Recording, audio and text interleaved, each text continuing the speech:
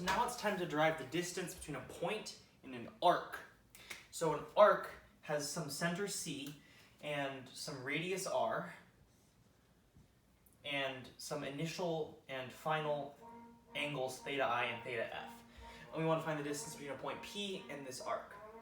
So a key property that we can use is if the closest point in the arc is between these 2 points, then we can just draw a line from the point P down to here, and wherever it intersects here is going to be the closest distance. Now this doesn't work if these two are the, it doesn't work if this is the closest point. For example, if P is over here, then the closest is over here, obviously. But we can use this property to figure out the answer.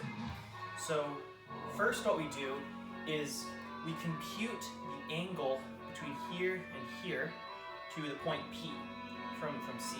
So the way to do that, well, we would say like x equals the point P minus C, their x components, and y equals the difference between their y components. Then we compute the angle as atan2 of yx, and that will give us this angle here. Then if theta I is smaller than theta is smaller than theta f, then we know that the closest point on the arc is between here. So then we can find the actual point by first computing the point itself. Let's call it v, and we can compute v as basically c plus r times cis of theta, or cis is basically, or like a unit vector rotated by theta radians. So if this is not the case, then that means that, for example, maybe the point P is here, so it's outside of the range of theta I to theta F.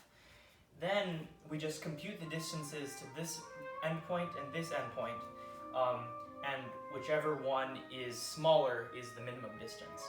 So basically for theta in the set theta I, theta F,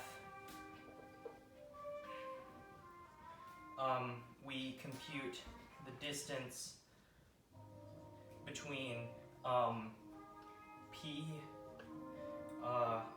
and theta, well, so not theta, sorry, C plus R cis theta.